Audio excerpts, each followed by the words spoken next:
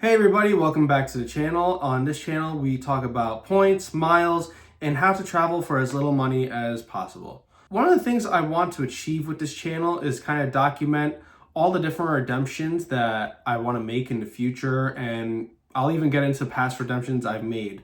But in order to better understand how I do that, I think it's important to understand my current setup. So that way, if you guys want to emulate, you can. If you guys want to critique and suggest better options for me, that actually would be valuable. So without further ado, I will start my setup in chronological order. So first I'm going to start with two cards, actually, not one, and you'll see why in a second. And that's the Venture 1 and the Quicksilver cards, I should say. And both of those cards I got, it's funny that it's a metric of time now, I got that pre-COVID. So I got the Venture 1 in 2018 and the Quicksilver in 2019. Why did I get those cards? Because they sent me a letter in the mail, honestly. I didn't know much about credit cards and points and miles. I didn't understand how any of that worked, and I knew that I needed credit cards. So I would get the pre-approval letters from Capital One. I said, okay, I need a credit card, and then that's how I went about it. Why am I keeping them in my setup currently? To prop up my age of credit, realistically. That's the only reason why I still keep them in my setup. I don't keep them in my wallet. They serve no real purpose. I'll use them once every 6 months just to keep them active, but other than that, they're just kind of sock drawer cards. The next card on my list is the Chase Sapphire Preferred. My wife and I, we got this card back in January of 2023. Yeah, 23. Reason being, we were engaged and we knew that we wanted to travel both on our honeymoon and in the future in our to start off our marriage. So my wife is the one who actually got the card because she already had a pre-existing relationship with Chase. She had some banking products with them and actually the Freedom Unlimited, which we'll talk about later. And her approval odds were, at the time, were a lot better. So we figured, okay, she'll get the card and I'll be added as an authorized user.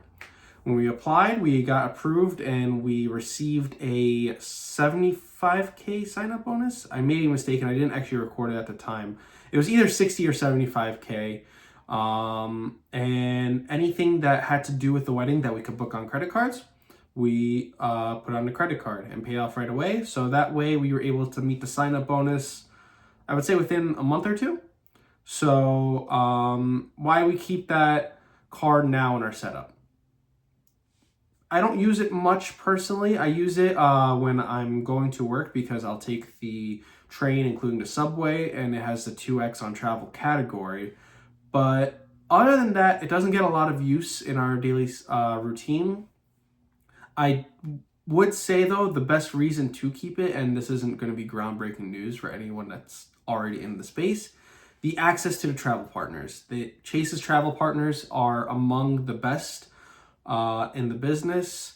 They're held up there with American Express, and a lot of people say they're better than Capital One and Citi, and this is a whole debate that you could go on forever, but their travel partners are so powerful, including and especially Hyatt, which only Bilt transfers to other than Chase, and we'll talk about Bilt later. So just having access to the partners is the biggest reason we keep the card today. Next up on the list is the American Express Gold Card. Now, I got pre-approved for this card back in April of 2023. Yeah, it was April. And this card really, really excited me when I first started to understand what it was about. I'm not going to go into the details right now just because that could be a whole video in itself. But the 4X on dining, 4X on groceries, at the time, I believe it was a 75K sign-up bonus. Again, I didn't record it, so I could be mistaken. It might have been 60. It was either 60 or 75.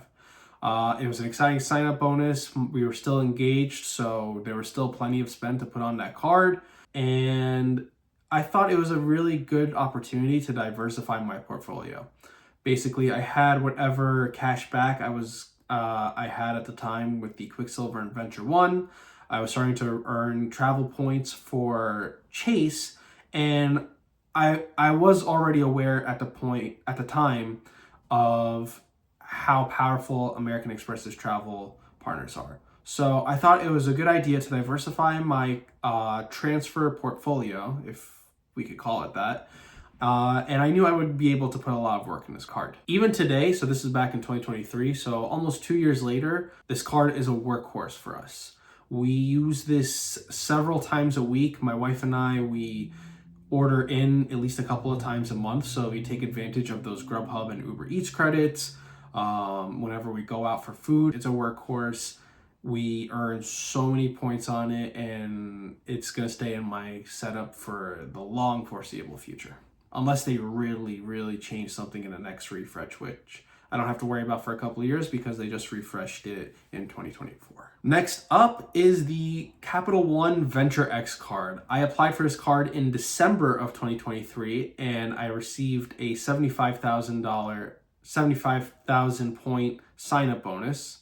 The reason why I got this card was I was really starting to crave the premium travel benefits that came with credit cards. People talked about the Amex Platinum and the Chase Sapphire Reserve and the included priority pass, the TSA/global entry credits, all these wonderful things. And I wasn't at the point yet where I felt that I could afford or I could justify to both myself and to my now wife getting those kind of cards. So because of that, we looked at the Venture X. I already had a couple of cards and braking products with the Venture X, so I knew I was going to be approved basically instantly, which I was. I had a pre-approval on their website. And it gave me a lot of access and a lot of benefits that I previously didn't have. Priority Pass, if you've never used it, is such a game changer when you travel. Being able to just not sit at the gate, but rather actually enjoy yourselves. If you had to run to the airport that morning, you get to have a nice free cup of coffee, nice meal, or if you want to have a free drink, if that's your style, then that absolutely is a thing you can take advantage of at almost any Priority Pass lounge. And just having the comfort of having way more space to stretch out, especially abroad. The Priority Pass lounges in the United States aren't anything to write home about, but abroad, you really, really get great value from that alone. And it's easy to justify. You get the $300 travel credit every year. You get 10,000 anniversary points and miles.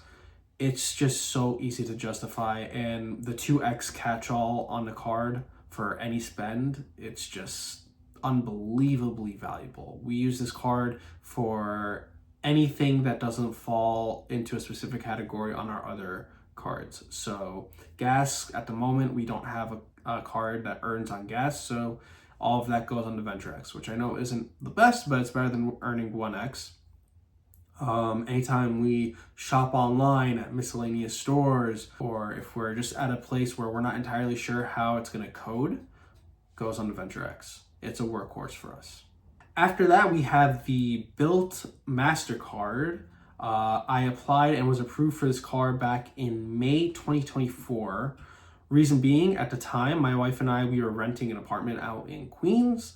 And if anybody lives or has lived in Queens or anywhere in the 5 boroughs or Long Island, rent's expensive. It's really, really expensive. So I started to become aware between the months of getting the Venture X and applying for the Bilt MasterCard. I slowly became aware of this card's existence and how powerful it was, especially for a card that has no annual fee.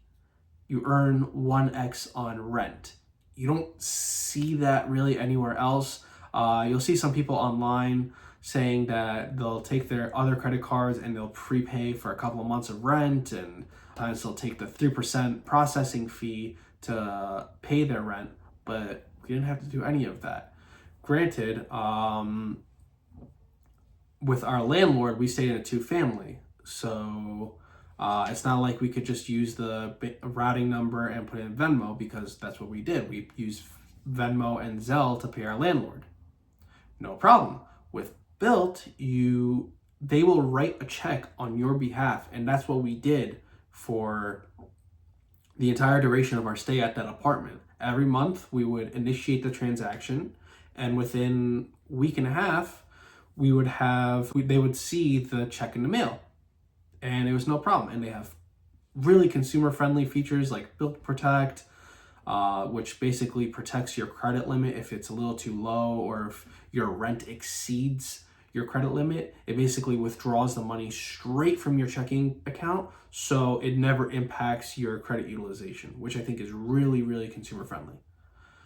These days, now, especially now that I moved out and I live in a house, I don't get as much use out of my Bilt card. I mean, on rent day, when everything is doubled, the food, which is usually 3x, becomes 6x, and everything else goes from 1x to 2x. I know I'm missing a couple of categories on the top of my head, but I don't get as much use out of it. I still try to hit the 5 minimum transactions, but it doesn't really move the needle for me as much. I'll usually use it for a quick $5 to $10 bite. I don't use it too much. Now, that being said, Bilt sent out a email a couple of weeks ago, I think actually a couple months ago now, announcing that they are working on enabling mortgage payments through the Bilt program. How that's gonna look, nobody really knows yet, but I'm really, really hoping that they make it work. And if I don't have to get an annual fee card to take advantage of that, that would be excellent. But I could also see that being the case. Either way, if you rent, get the Bilt card. It's no annual fee. It's so easy to justify, and they have access to really, really great transfer partners, including Hyatt, which I mentioned before, only Chase has access to. So I'm not using it as much now, but I have no plans of getting rid of it. And finally, to round it all out, last month, January 2025, I applied for and received the Chase Freedom Flex. I was able to take advantage of the fact that my wife already had a Freedom Unlimited, so I had her send me a referral link. So she got 5,000 points for the referral once I got approved, and I got the $20,000 point sign-up bonus after $500 of spend, which is not too difficult. I think I was able to meet that spend within 2 weeks, if that. The perks of this card, for the reason I got it, it was something I was aware of for a while, but I guess I didn't really fully appreciate the fact that those 5x categories every quarter are really, really powerful.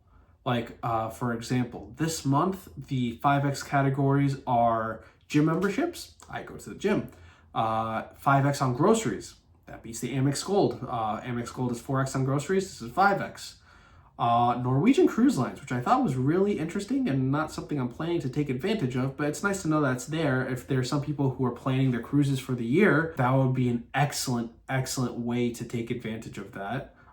You would make so much, you would acquire so many points just by using that card with Norwegian. And historically, we've seen categories like gas, so 5x on gas. I mentioned before, I don't have a gas earning card.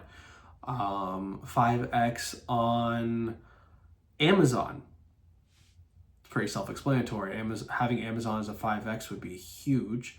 5x on PayPal, and they usually save that one for around the fourth quarter, around the holidays, which is very, very powerful in the sense that most places where you shop at online usually have a way to pay with PayPal. So anytime you're shopping online, there's a little pay with PayPal button. You click that, and if it's that category, 5x. That's absolutely amazing. That's so flexible. How many places can you pay with PayPal? I do plan on using this card quite a bit this quarter with the grocery and gym spend. It's a little difficult to predict what their categories will be every quarter. I say a little difficult because if you go online, you can typically see that there's a pattern. Q1, there's usually the same couple of categories, Q2, Q3, Q4, and so on. So it's not terribly difficult to plan around those categories. It's not a shoo-in, it's not a sure thing, but you can plan your spend around it, which I think is really great. Obviously, for the spend I'm getting this quarter with the groceries and the gym membership, that's only going to last until the end of March, but better to have them than to not. So that's why I picked that card. How much use I'm going to get out of it as far as my regular spend, again, it depends on the quarter. If outside of this quarter, I'm not going to really use it on groceries at all, there's no point. I have the Amex Gold. So I think it'll get a fair amount of use, and again, just to really add to the amount of chase points we have so that we could take advantage of potentially Hyatt stays internationally or some good business class flight redemptions for international travel. All that being said, that is my current setup. I do plan on releasing videos, on each of those cards and kind of reviewing my overall experience with them, and B, releasing videos on cards I plan to obtain in the future. I do have a roadmap that I want to follow for this year to enable me to fly, maybe not business class this year, but definitely trying to buy business class international next year and to potentially use for hotel stays. So I'm really excited to share that with you guys. If you have any comments or questions, leave them in the comments section. And yeah, thank you for watching. God bless.